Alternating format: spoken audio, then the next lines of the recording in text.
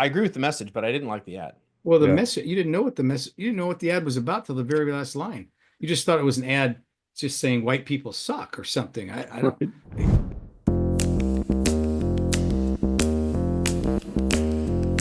Welcome to RealClearPolitics on SiriusXM for Monday, February 10th. I'm Andrew Wallenworth, and I'm joined by RCP President and co-founder Tom Bevan and Washington Bureau Chief Carl Cannon. So, gentlemen, the country is still recovering from yesterday's Super Bowl blowout. Some 23 million Americans planned on not working today due to what we call Super Bowl flu, but we're here. So let's talk about the game, which was not devoid of politics.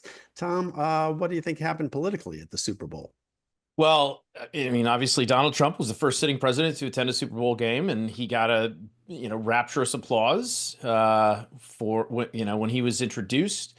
And Taylor Swift did not get applause. Oh, that's wrong. That is wrong. There's a smattering of boos. Fake news. Fake news. Well, did she get booed, Carl? First of all, there were Philadelphia smattering of boos. First of all, there were Philadelphia fans in there. These people booed Santa Claus. I think they actually threw snowballs at Santa Claus. They booed Mother Teresa. I may have that backwards. So they were booing her because she's dating Travis Kelce, not because she. It's a smattering of boos in a stadium with 50,000 people. Maybe 100 people booed, but boos carry louder than cheers. I want to just nip this in the bud. Well, the point I was getting to is Trump did tweet or post, on his way out. He took a parting shot at Taylor Swift. Remember, he's the one who posted before that he hated her right before the election, which everyone thought like that was the dumbest thing you could possibly do. I'm wearing in honor of her. I'm wearing my Swiftie bands today. There you go. Carl's a Swiftie. So, look, the game itself was a snooze, and although I did think, and I said this earlier, I think like the game was sort of a metaphor politically. If we talk about sort of the broader scope of things, Oh, no, this is good. That Donald Trump he's the Philadelphia Eagles. I mean, he's just absolutely dominating, and the Democrats are the Kansas City Chiefs and Patrick Mahomes, and they're sort of flailing about, and they're not able to really do anything. And Donald Trump is sort of kicking ass and taking names. Are you saying that the mega fans are like Philadelphia Eagle fans, rude and overbearing? Quite possibly. There's an element of that, sure, but Carl, they did come back in the fourth quarter a little bit. So there was, if you're working on Tom's metaphor, if the game had gone on, maybe things would be different. But if it had gone on 24 hours, maybe. I'm sorry, Andy. That was a thorough drubbing.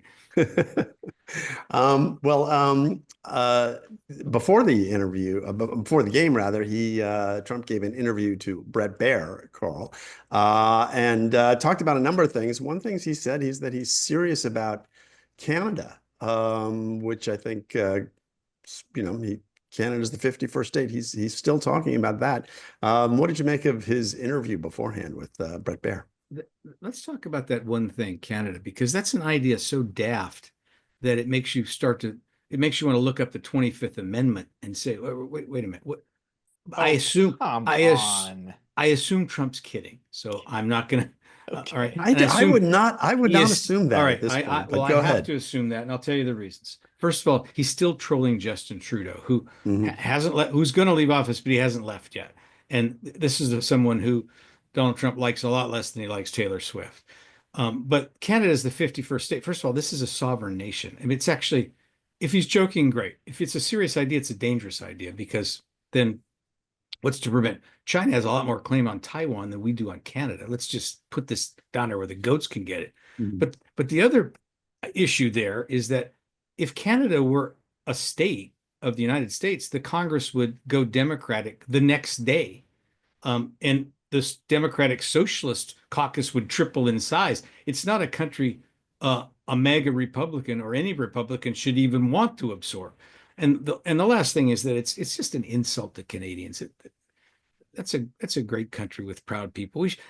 I just wish he'd quit joking about this, because it's an absurd and stupid and dangerous idea, but it's also insulting. Carl, do you need to go to your safe space and find your therapy pet?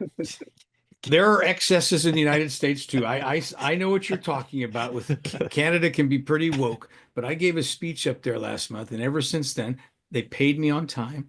So I feel loyal to them. It was the Canadian maritime industry in Toronto. Every person right Oh, there, everyone I met there was just the loveliest person. And you forget, I mean, Minnesota nice? No, Minnesotans aren't nice. They could be mean.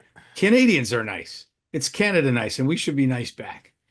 Well, I want to talk about the ads, which is a whole separate topic, but we're going to leave that for the next segment. But another thing that there are a couple of changes this time around, Tom. One, they stopped the end racism signage that was on helmets and in the end zones, which the NFL has been using that for I don't know how many years now, and they replaced it with "Choose Love." And a lot of people thought that this meant that either they were kowtowing to Trump, or that racism had ended, and so we could move on. But what did you make of that sort of signaling by the NFL? well, the NFL has, I think, not done a very good job over the past few years of they kind of caved to the woke mob, if you will, and some of the DEI stuff, and um, look, on one hand, I get it. I mean, there are a lot of African American players in the NFL. On the other hand, it's a massive market, and people just want to watch football. They don't want to get involved in politics. They want to watch football to get away from politics. So to infuse politics into the game itself, I think was a mistake for the league and the owners and even quite frankly some of the players. So this is just another example. The pendulum is now swinging back. It swung too far in the other direction, and I think this is in general, it's a good thing to the extent that we can get politics and ideology out of, it has infected every single part of our life, including sports and where we eat and all sorts of other stuff. To the extent we can get that stuff out and get it back to somewhat closer to what it used to be, where politics was just politics, right? And if you have a different opinion about a subject, that's fine, and we can all disagree. It doesn't mean you're a terrible person, or I have to stop talking to you, or get a divorce, or not visit my parents, or any of the craziness that has gone on over the last few years. Hmm. Carl, the other thing, the hymn, "Lift Every Voice and Sing," which is sometimes called the black the national anthem for Black people. I guess it was adopted by the National Association of the Advancement of Colored People as their hymn. It's referred to as the Black National Anthem, and is sung and has been sung before the national anthem. This has been going on now since about 2020, after the George Floyd riots. Again, people point to that and say, "Gee, why do we need two national anthems? Isn't one enough?" Where do you come down on that? Well, I'm gonna. I think the national anthem, our national anthem, it's time to replace it. It's too hard to sing. Sometimes at the Olympics, What? yeah. The whole national anthem. We're going to replace it. Andy asked me about this. I think we should pick a new That's song. a different question, though. Carl, Picking I a new talk to song you all the time. We spend a lot of time together. I think I know 95% of your stories and views. I have never heard you say this before. This is a shocking revelation here. You know about 10% of my stories. You go to the Olympics, they play the Marseille. I think, why can't we have a song like that? Even the Russian national anthem is stirring. I would replace our national anthem with a song that everybody can agree is great. But but back to that "Choose Love" thing, Andy, you asked Tom about. Tom played college football, so it's on the back of the helmet, "Choose Love." And I maybe was being too literal yesterday, but I was watching to see, in football, when they just knock the snot out of a guy, when his face mask is bent, his mouth guard comes flying out, and he's probably got a concussion, then you should help him up. That's what I thought "Choose Love" meant. I was maybe being too literal there. And I noticed there were a couple times in that game, maybe because it was so one-sided, that Eagles players actually helped up the Kansas City players. Now, they were choosing love, yeah. Yeah, and of course, if Eagle fans had seen that, they'd have booed that too. But anyway, but I forgot what you asked me. My question was about playing. I like two national anthms. Okay. And soon enough, we're going to need a third. I think Latinos should have a national anthem. Yeah, oh, so you're being facetious there should be the whole time. A Jewish national. No, the more the merrier. Why have just one song? Well, because you have one song because it is the You better be national careful. anthem that we all sing together at the start of a sporting event. I know, but And that song's too hard to sing. well, Listen, I'll Carl, tell you you, better be careful what you wish for. You know, tomorrow Trump may declare via executive order that YMCA is our new national anthem. that's true. Oh my gosh, that'd be so awesome. Well, I can tell you, as Maryland is my adopted home state, and I am all for keeping the current national anthem. Oh, I see where this is coming. This is right. Francis Scott Key jingoism. Francis Scott Key, yes, it Yeah, is very okay. much. It's All like right. our claim to fame, and we're going to hold on to it. That and Edgar Allan Poe. And Babe Ruth. And Babe Ruth, yes. Okay. But Tom, what do you make of well, Carl's revelation that we need more than one national anthem, and he wants to replace the one we have? I don't even know where to start.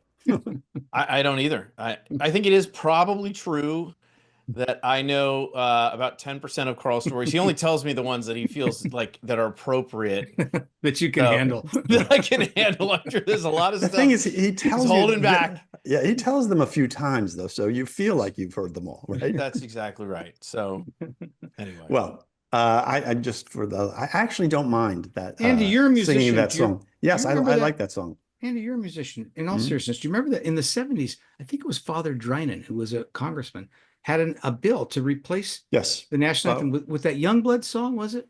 Everybody get together, love one another.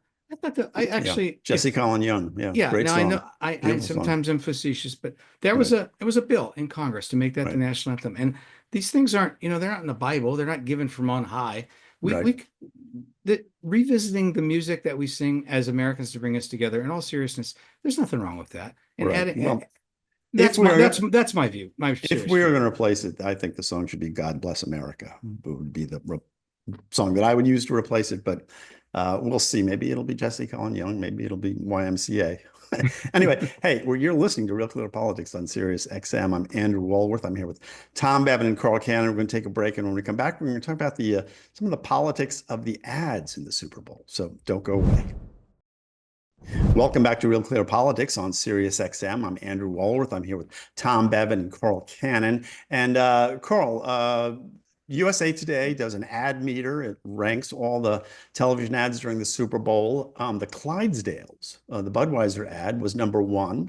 Lay's potato ad, which the little girl planting the potato, was #2. Those were their favorites, or at least the people who weighed in on the ad meter. What did you make of the ads? And in particular, what do you make of the subtle messages, the political messages in some of these ads? Well, that's they're called film critics for a reason, because they're critics. The New York Times rated the ads, and those two ads were like 40th and 50th. The two, that the public liked. It. The potato ad was my favorite. I don't know. It was schmaltzy, but I loved it. My favorite ad was the Harrison Ford Jeep ad, and that was a pro-America ad, but in a unifying way. There was montages of World War II soldiers.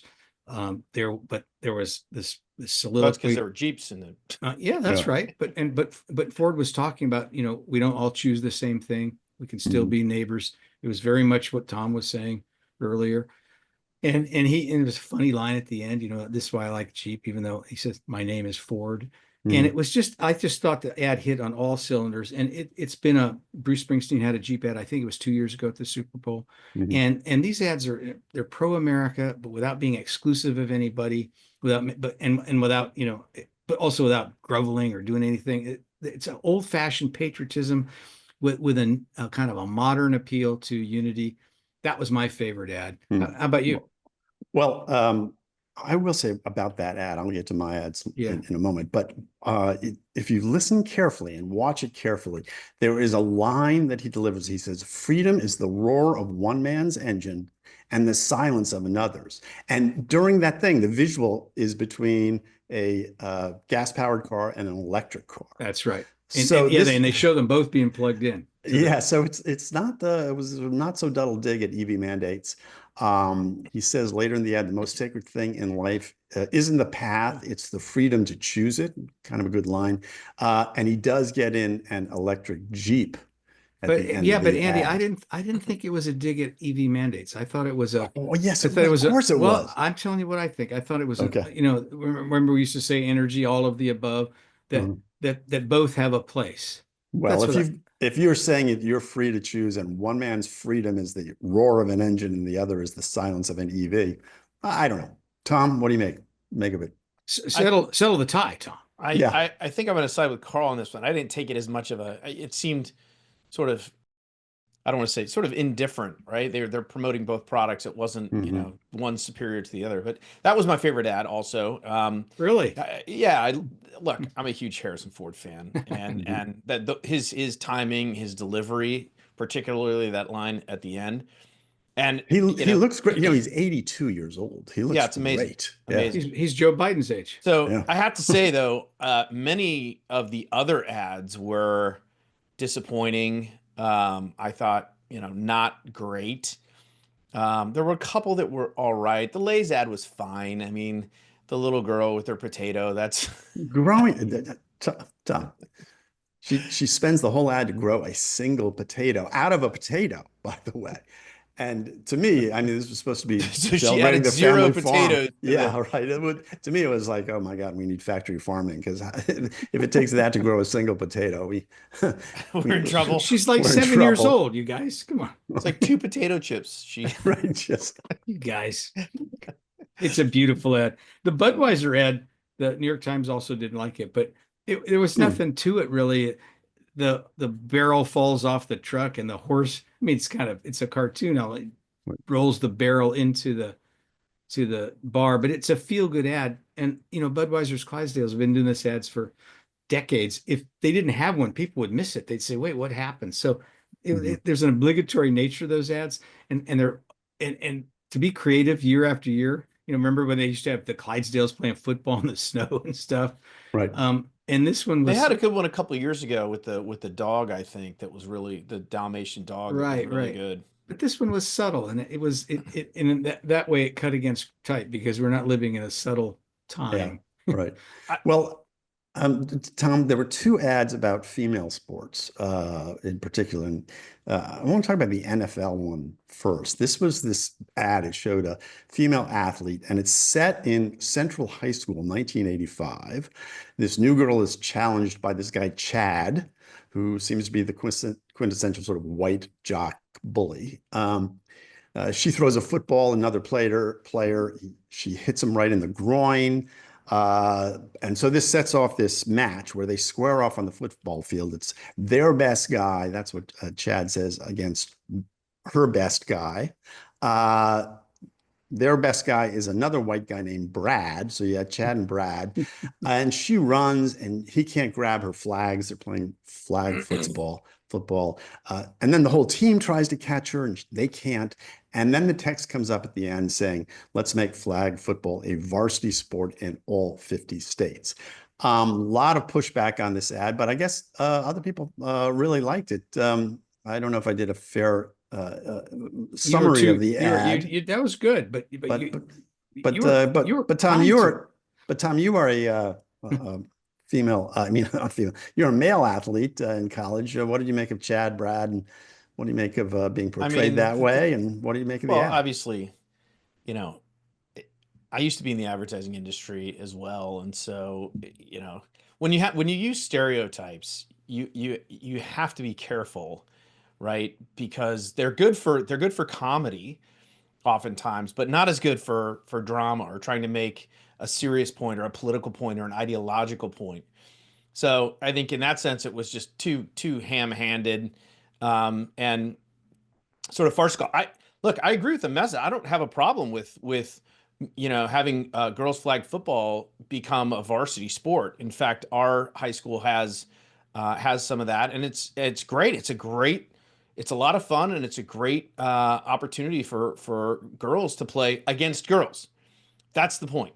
And this idea that, this girl is, somehow so much better than everybody on the tackle football team sort of lends itself to this whole idea that, that boys and girls aren't different, and that girls are just as good as boys or maybe better than boys, and therefore they should be able to, play compete with boys, right? Yeah. And I think we've seen, the opposite. When the opposite happens and boys playing girl sports, it's unfair. And we've talked a lot about that. And so I agree with the message, but I didn't like the ad. Well, the Yeah. message, you didn't know what you didn't know what the ad was about till the very last line.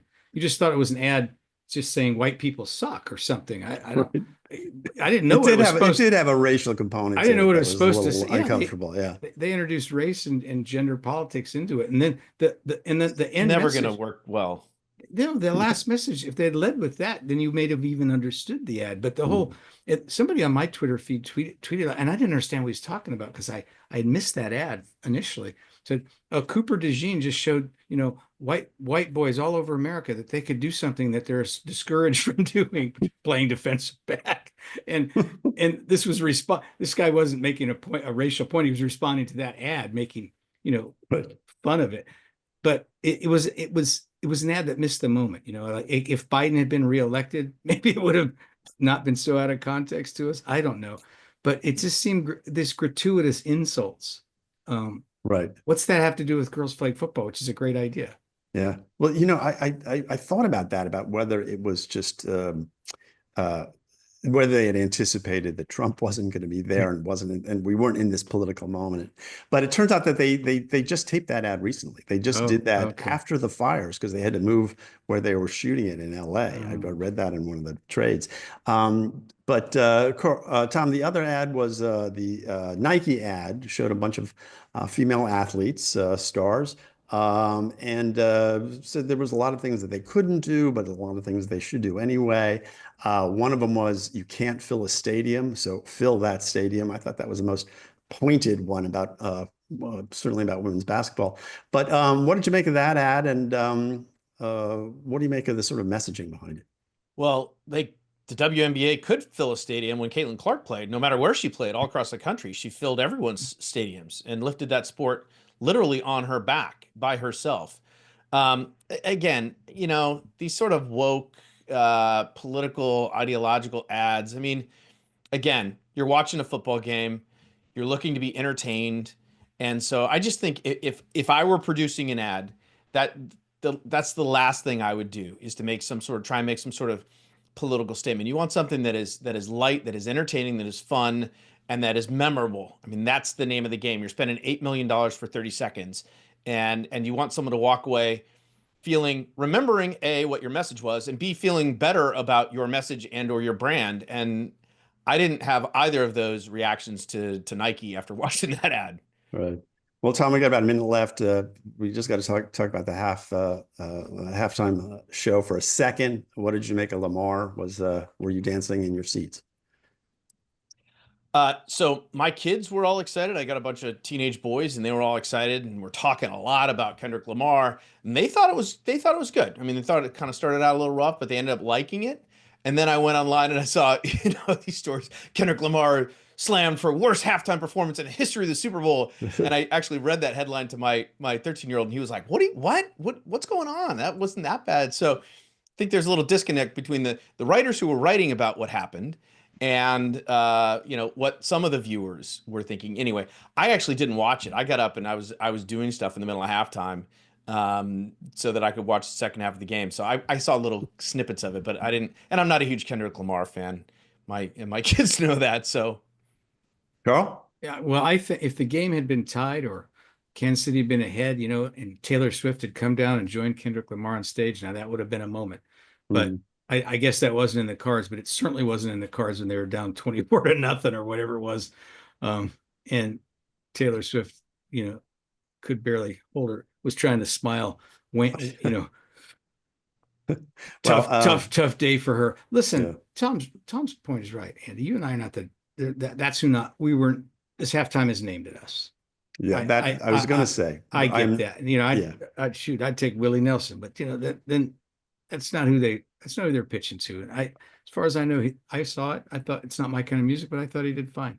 There was red, white, and blue. People made a big point of that. It was nice to see Samuel Jackson. It's always nice to see Samuel Jackson. He got a dig in at Drake. I guess they have a feud going, but he pulled his punches a little bit.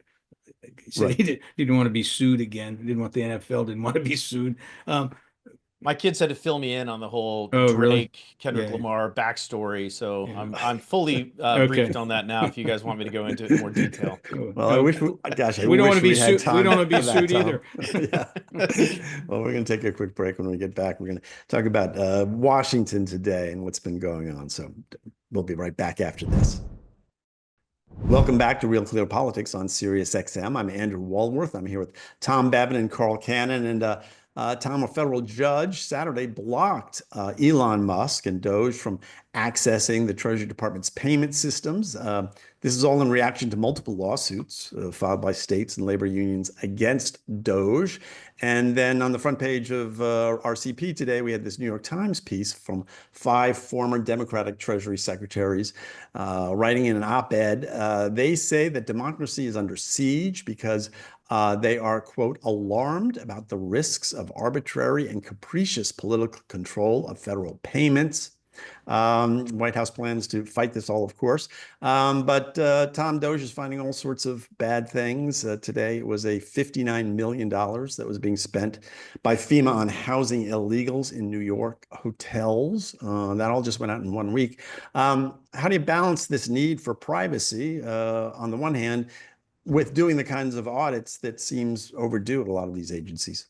Yeah, and by the way, that FEMA, that was a promise, a vow that Karine Jean-Pierre made at the podium that FEMA money was not going to assist illegal immigrants. That was during the whole, after the hurricane hit and the folks in Western North Carolina got what, $750, and there were these reports that a lot of this FEMA money was going to other programs, including for illegals.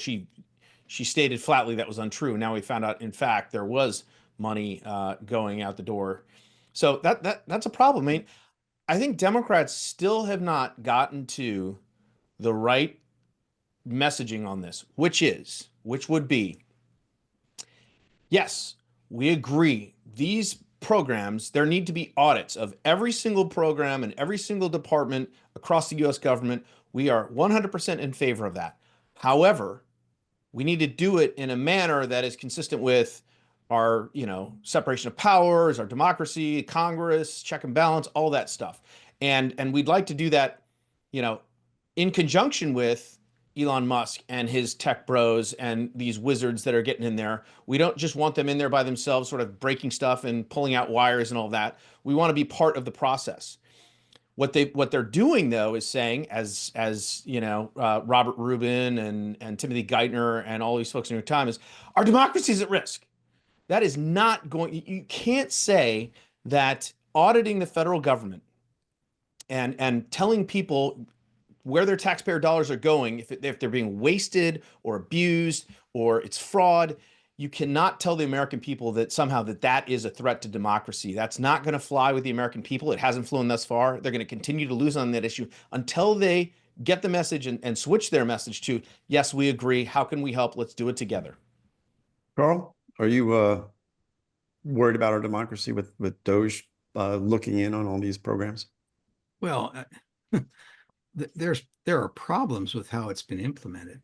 The Treasury, the federal judge who issued the temporary restraining order against going through the Treasury records, his name's Paul Engelmeyer. He's a Harvard-educated lawyer. He's in New York. He's handled some of those sensitive criminal and civil cases up there. He's very well respected. He's not considered an ideologue of any kind. And he says that this process risks doing irreparable harm because of a lack of violating the privacy of people. So that should be respected. And these people, they should slow down. They should do this the right way. Yeah, but I agree with what Tom said. And I would even go a little further. I don't think the Democrats want to cooperate because some of these stories are going to come out, going to make the Democrats look bad. If $100 million was really sent by the United States Treasury without any notice from FEMA, without any notice to the American people, to a single hotel in New York, the Roosevelt Hotel, to house illegal immigrants, migrants, and that hotel is owned by the Philippine government. Pakistani government. Pakistani government. These facts are starting to trickle out, and everything you hear is alarming, horrifying even. And the reason the Democrats can't cooperate the way Tom thing. It sounds like they're trying to cover up what's been going on. And I agree with Tom on the politics of it. I also agree with, I don't know about this case in New Mexico. I haven't had a chance to look at that, where a local district judge prevented 3 Venezuelan alleged gang members from being deported to Guantanamo Bay. It sounds like the administration set that up so that as commander in chief, Donald Trump would have more leeway in that regard. And I don't know the merits of that, but how it looks to an outsider is the government's been wasting all this money. The Democrats have been doing this. They didn't tell us about it. In some cases, they lied to us about it. And now that they're being called to account for it, judges appointed by Barack Obama and Joe Biden are stopping it. That's the atmospherics. That's how it looks. And again, I think these things have to be done legally. And I don't know that they have been done legally, but they have to be done. Well, they did change the it so that the DOGE, there were 2 guys looking into the Treasury numbers for DOGE. They changed it so that they had read-only access to the data, so they couldn't change anything.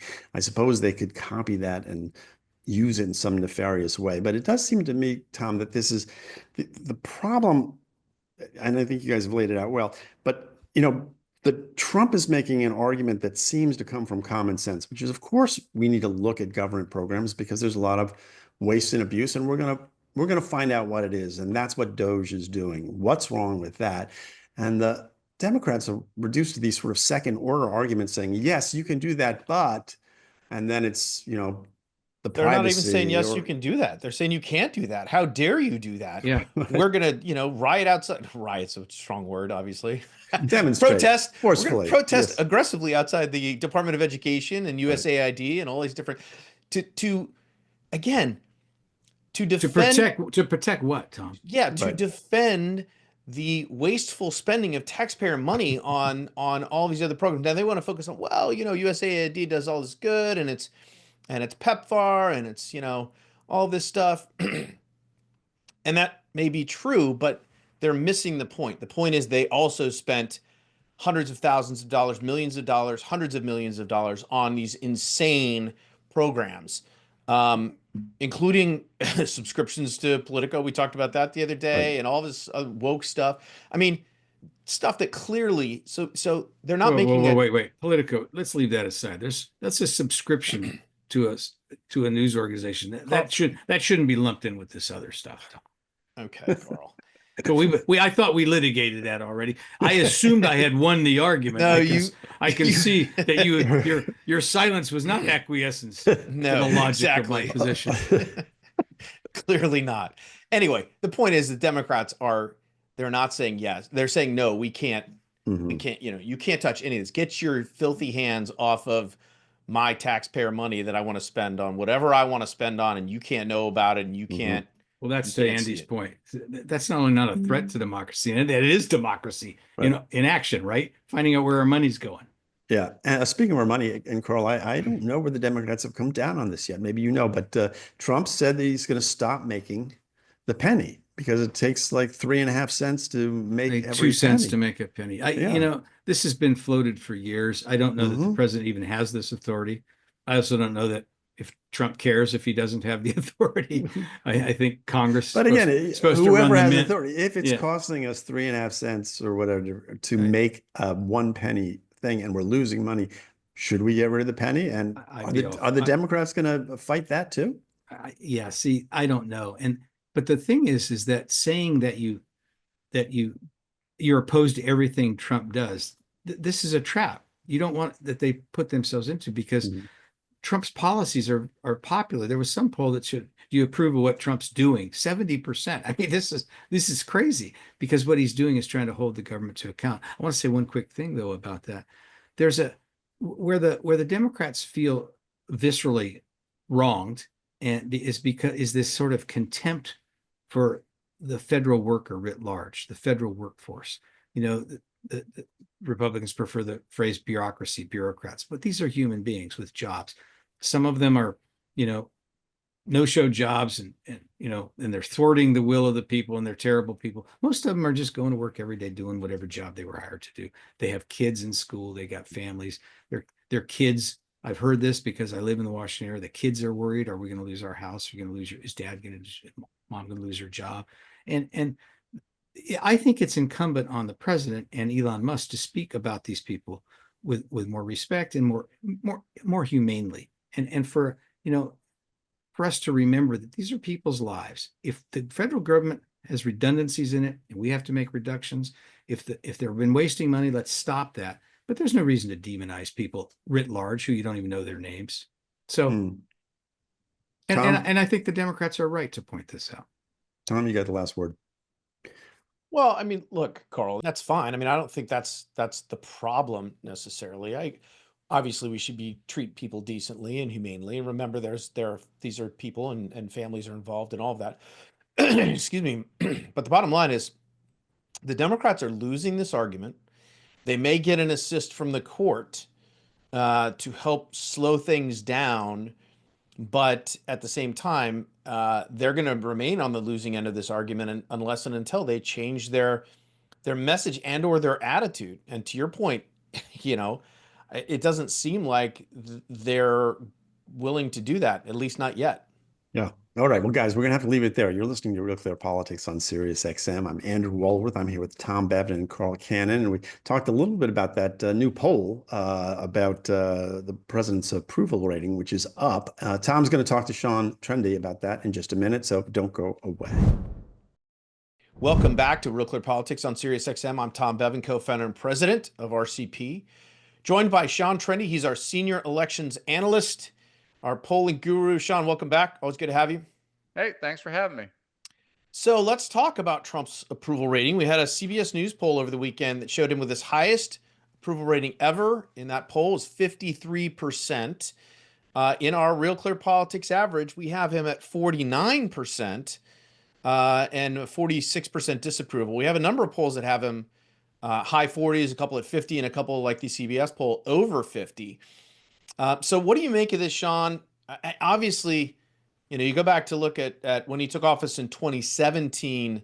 I don't think that entire time he ever had a job approval rating over 50, certainly not in our average. And I think he was only above water, meaning his approval was higher than his disapproval for like a day or two, and then he was underwater his entire presidency. So pretty dramatic shift.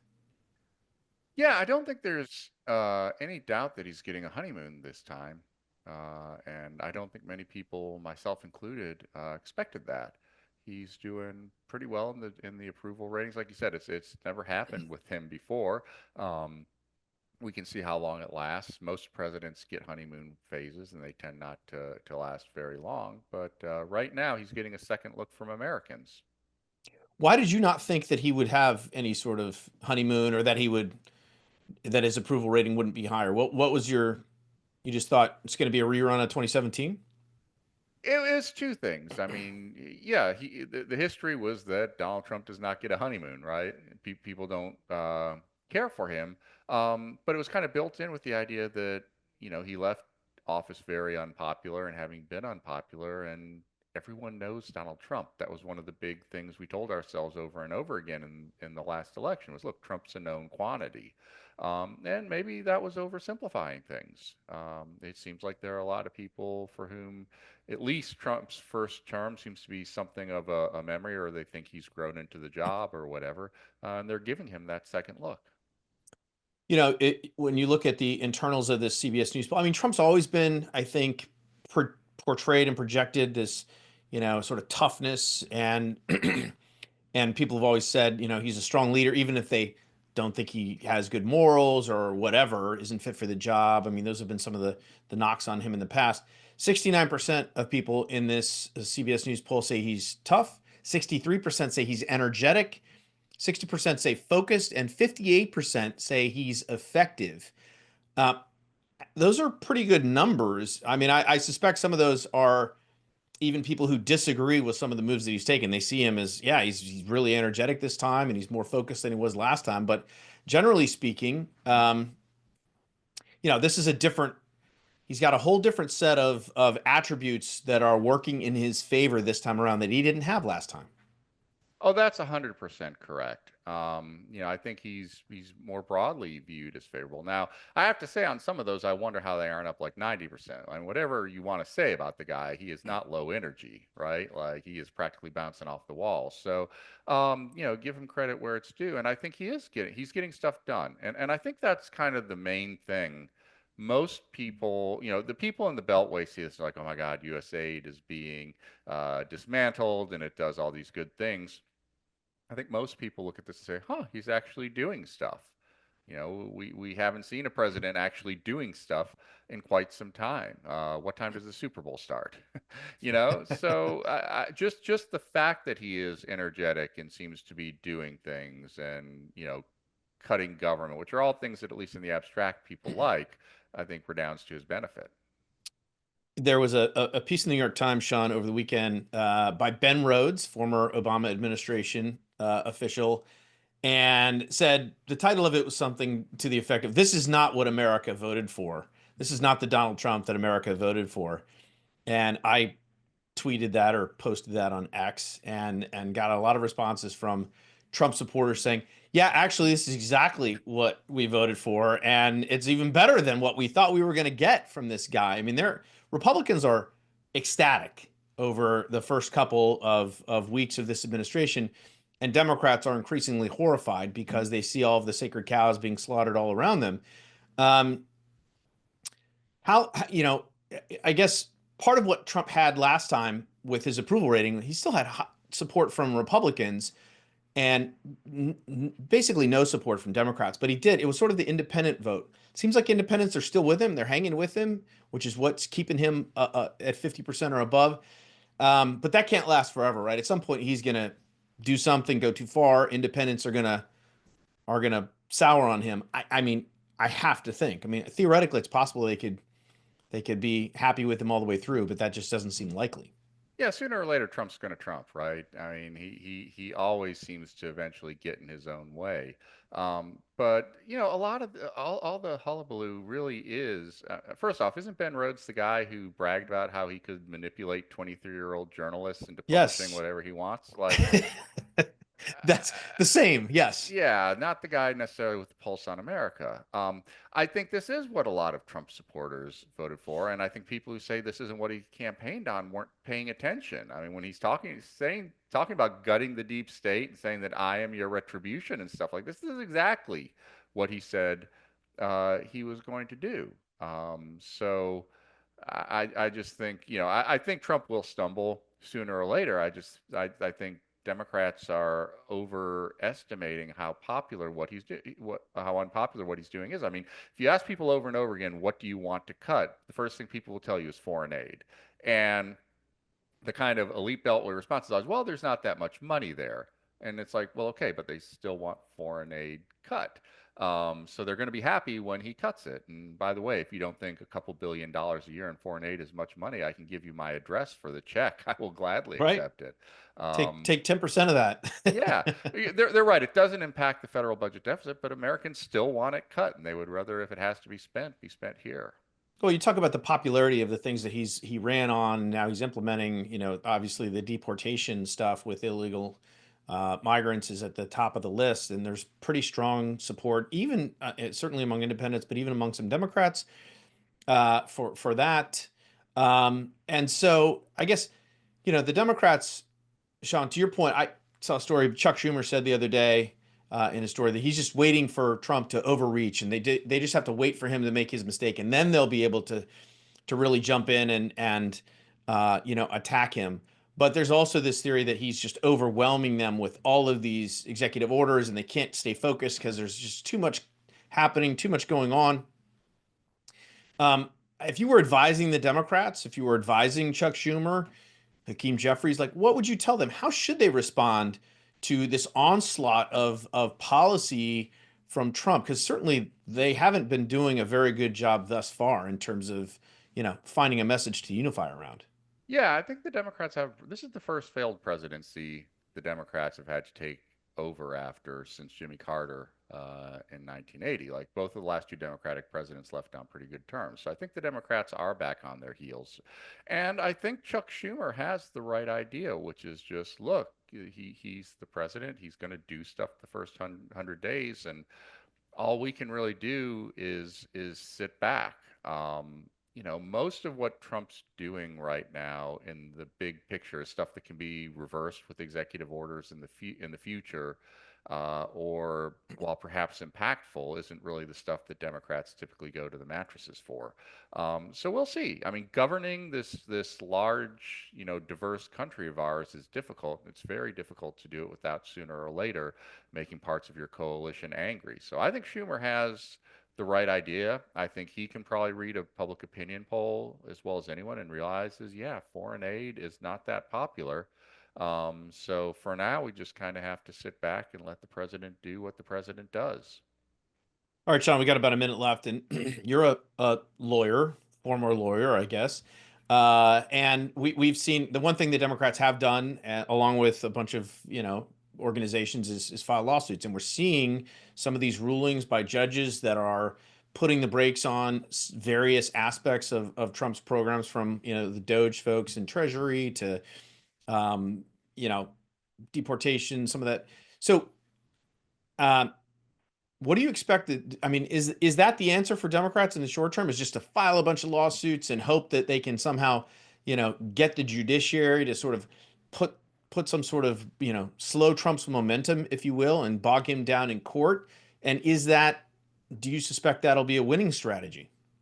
That's clearly the strategy. I don't know. I think there is a chance of a real constitutional crisis, that sooner or later Trump and Vance just say. I mean, Vance has even hinted at it. They've made their ruling, let him enforce it. Some of these things really are, and some of it is not just constitutional crisis on Vance's part. The judiciary telling the executive it can't review its own files is really something else. So this is something to watch that really could explode into something major. For now, we'll see how it plays out. All right, we will leave it there. Sean Trende, Senior Elections Analyst for RealClearPolitics. Sean, always great to have you. Thank you. All right. And that's going to do it for us. On behalf of Andy and Carl, I'm Tom Bevan, co-founder and president of RCP. You've been listening to RealClearPolitics on SiriusXM. We hope you have a great night, and we'll see you back here tomorrow. Good night.